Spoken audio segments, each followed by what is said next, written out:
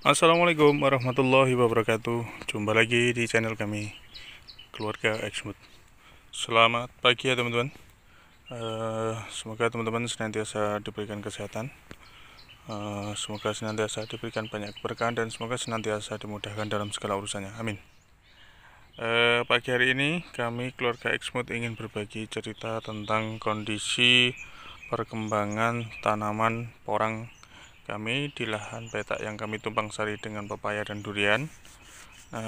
Ini kemarin sudah dilakukan proses penanaman, kemudian penataan bedengan, penaburan pupuk kompos dan dolomit, semuanya sudah dimasukkan ya. Intinya baik itu pupuk organik, sintetis, semuanya sudah dimasukkan ke lahan tanaman porang kami, teman-teman.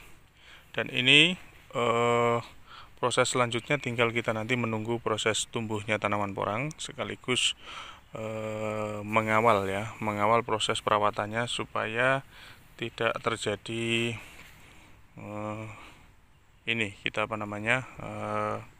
pertumbuhan gulma yang sangat cepat ya. Meskipun di sini tanaman porangnya dari bibit umbi yang ukuran 2 on up ya sampai 1 kilo, tapi tetap harus kita lakukan proses pengawalan.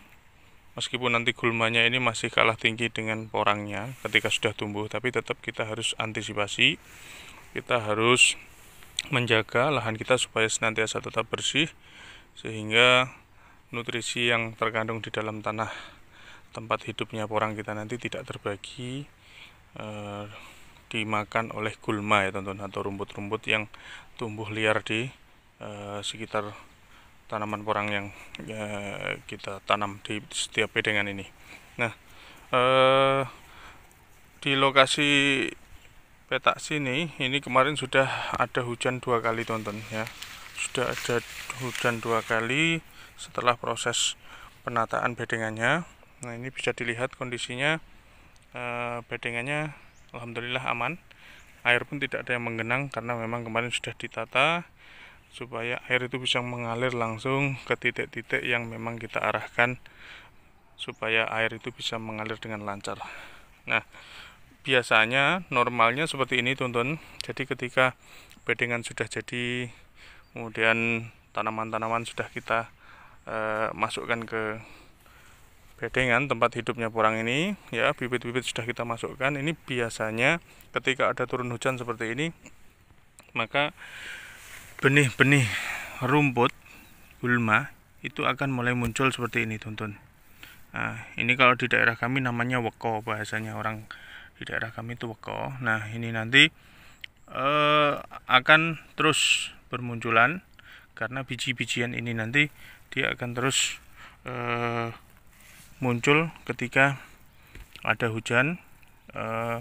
Kemudian yang jenis-jenis rumput yang lain juga akan tumbuh terus, termasuk ini jenis katemas ini yang agak bandel. Nah, ini nanti kalau tidak kita segera antisipasi, maka kita akan kewalahan ke depannya ya. Nah, untuk mengantisipasi kondisi lahan yang sudah kita tanami seperti ini, bagaimana caranya? Nah, ini bisa kita lakukan dengan cara penyempraian herbisida ya teman-teman, karena tidak mungkin kita nyebuti satu-satu yang sekecil-sekecil ini, nggak mungkin ya teman-teman. Ini kita akan butuh biaya berapa banyak kalau kita sistem manual seperti ini.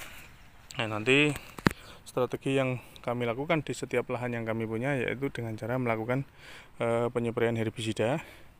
Nah, herbisida ini bisa dilakukan di lahan-lahan yang kami tanami ya, itu dengan cara mencampurkan beberapa jenis herbisida, baik herbisida pratumbuh maupun pasca tumbuh. Nah, ini harus kita pilih ya teman-teman, karena ada sebagian lahan itu memang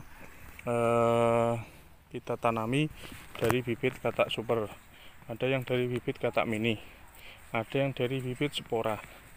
Nah, ada juga yang dari umbi-umbi yang ukuran 2 on up ya. Ada juga dari umbi-umbi yang di bawah 2 on, karena memang tidak semua umbi yang kita punya beratnya di atas 2 on. Nah, itu kita harus perlakuannya beda teman-teman, karena ada jenis herbisida pratumbuh ini yang ketika nanti kita aplikasikan ke lahan tanaman porang yang sudah ada bibitnya, kemudian bibit yang kita masukkan itu di setiap lahan itu beda-beda tadi. Kemudian ketika kita aplikasi menggunakan herbisida pratumbuh, kita harus benar-benar selektif. Jadi lahan yang kita tanami menggunakan bibit kecil itu tidak dianjurkan untuk menggunakan herbisida pratumbuh, khususnya yang kandungannya tinggi ya, konsentrasinya tinggi, itu agak berbahaya karena bibit yang dari kecil, spora, katak mini, super mini itu ya, itu biasanya ketika dia muncul dari tanah begini, itu dia kayak lapisan pelindungnya yang kayak rebung itu, kayak keris itu ya teman-teman. Itu biasanya cuma berapa mili atau nggak nyampe senti, berapa mili dia melindungi dari lapisan tanah ini. Nah, ketika dia terlindung hanya beberapa mili, nah, kemudian dia langsung mekar daunnya, itu biasanya dia akan terkena efek dari herbisida pratumbuh yang kita spray di lahan tanaman porang kita, teman-teman.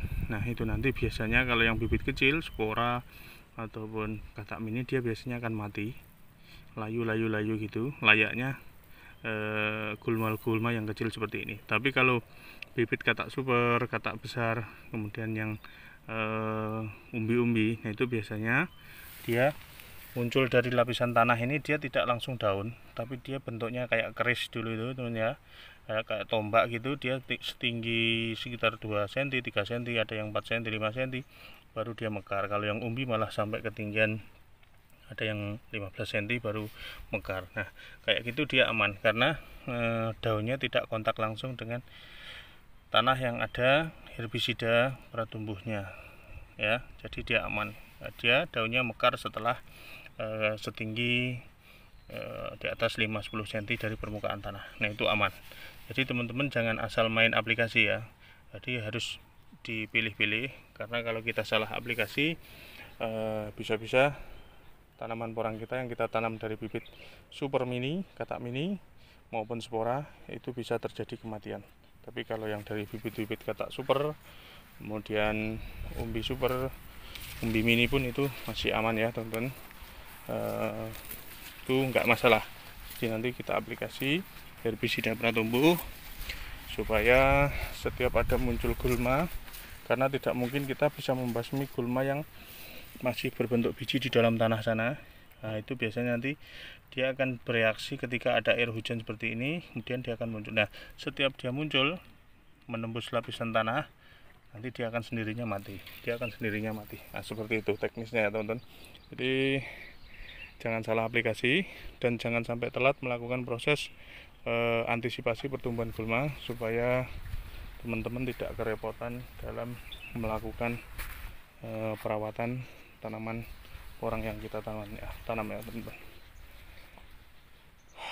Oke ya teman-teman, sedikit cerita yang kami bagikan di pagi hari ini keluarga Exmood tentang bagaimana mengantisipasi pertumbuhan gulma, karena biaya terbesar adalah perawatan tanaman porang ketika dia sudah masa tumbuh dan berbarengan dengan munculnya gulma. Nah, di situ jangan sampai teman-teman direpotkan, yang nantinya berimbas pada keluarnya biaya yang sangat tinggi ketika tidak diantisipasi sejak awal.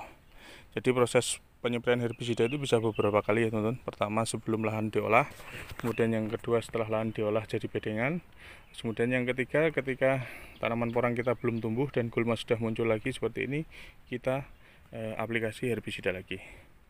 Oke teman-teman, sekelas cerita dari kami, semoga bermanfaat.